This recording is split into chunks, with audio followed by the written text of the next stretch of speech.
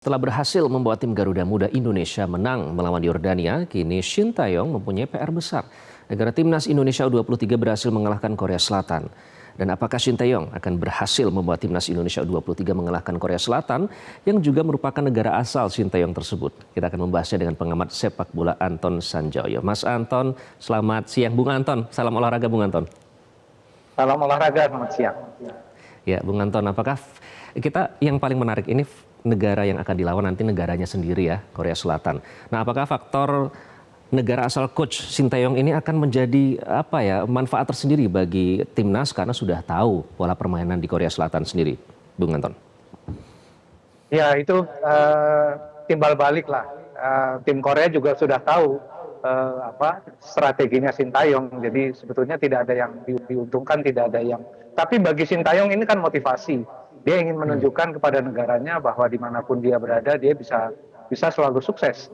Dan itu harusnya sih menjadi menjadi perhitungan yang sangat rasional bagi Shin Taeyong untuk membuat tim ini memang betul-betul mampu bisa mengalahkan Korea Selatan.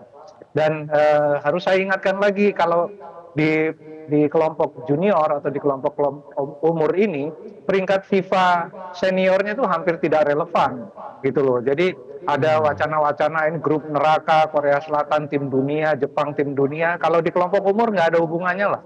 Kecuali kita bicara negara di 10 besar ya.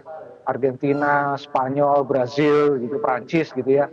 Korelasinya kuat. Tapi kalau di luar 10 besar menurut saya korelasinya nggak kuat. Jadi siapapun yang akan dihadapi Indonesia di quarter final harusnya sih dalam kerangka kelompok umur tidak jadi soal. Apalagi kalau kita lihat kan sejak melawan Qatar sekalipun penampilan dari tim U23 ini kan memang selalu naik, selalu bagus gitu loh. Bahkan ketika kalah melawan Qatar pun menurut saya penampilannya bagus loh. Dengan 9 pemain mereka masih bisa menekan Qatar. Jadi kelihatan betul progresnya tuh dari laga ke laga. Bahkan sangat jelas kalau kita lihat dari hasil di training center ya. Jadi rasanya sih kalau kita bicara mengenai tim ini memang menjanjikan. Kalau bisa lolos ke 4 besar kan sudah ada pintu yang dibuka satu ya. Kalau otomatis kan di 3 besar. Tapi kalau misalnya hanya bisa sampai semifinal, masih ada kesempatan untuk melawan peringkat 4 dari Afrika gitu loh. Jadi rasanya sih kalau untuk lolos ke semifinal saja menurut saya cukup terbuka. Nggak perlu melihat korselnya di tim senior. Kalau tim senior kan memang dia di kelompok 20 besar ya. Tapi ya, kalau di junior kedua tim artinya cemerlang ya. Peringkat itu tidak terlalu bermakna lah. Kira-kira. Oke. Bung Joy, kemudian Shin Taeyong kan pernah melatih timnas U23 Korsel di Olimpiade Rio 2016 dan timnas U20 Korsel saat itu di Piala Dunia U20 tahun 2017.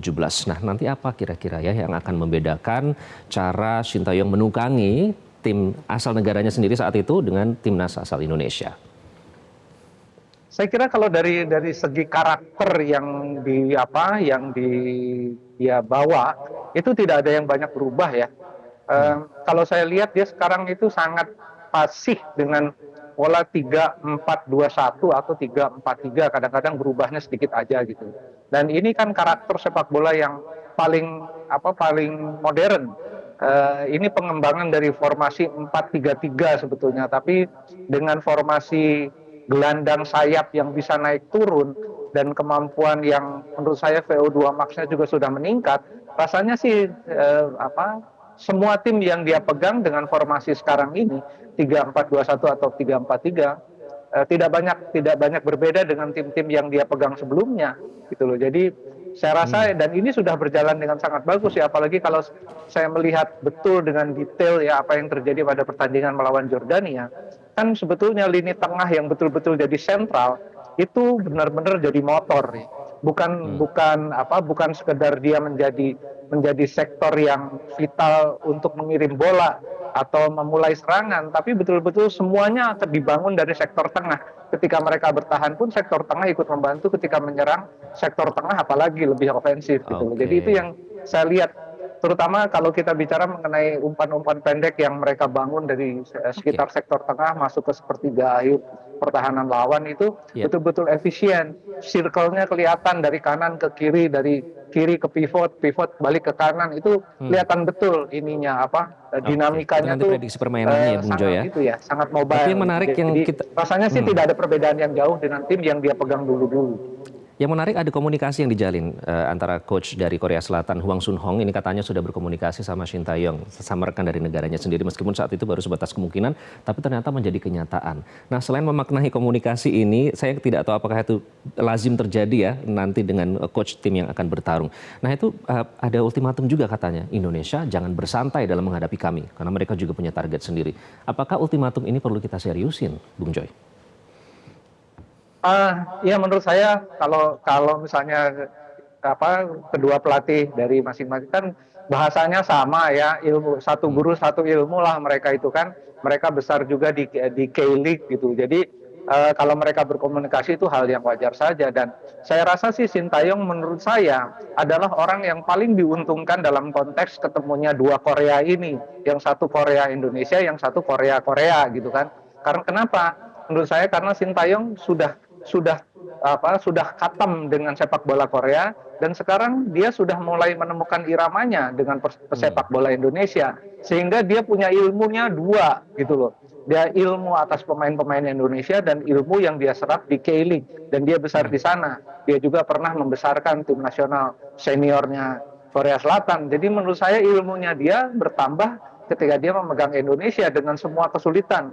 Ya, di luar kritik pribadi saya terhadap Shin Tae-yong yang terlalu banyak meminta pemain naturalisasi, tapi dia menurut saya sudah sukses mentransfer sebagian ilmunya kepada pemain-pemain muda Indonesia, terutama kalau saya bicara tim U23. Di tim senior menurut saya masih butuh perjuangan. Tapi kalau saya lihat dari 3 pertandingan di Piala AFC ini, rasanya sih hampir mungkin sekitar 70-80% ilmunya Shin Tae-yong itu sudah ditransfer, sudah terdeliver kepada pemain-pemain muda Indonesia. Jadi menurut saya dalam konteks Korea dan Korea ini, rasanya Shin Tae-yong yang lebih diuntungkan, dan itu kalau Shin Tae-yong yang diuntungkan adalah tim Indonesia U23. Oke, baik. Saya masih ingat tahun lalu ya, Bung Joy, Anda menyatakan meskipun kalah dari Vietnam di AFF U23 saat itu, tapi layak dipertahankan Coach Shin Tae-yong karena menanamkan fondasi sepak bola Indonesia. Kita harap semoga Coach Shin Tae-yong konsisten dalam menunjukkan itu. Terima kasih Bung Joy sudah bergabung dengan Metro Siang. Jelajahi cara baru mendapatkan informasi. Download Metro TV Extend sekarang.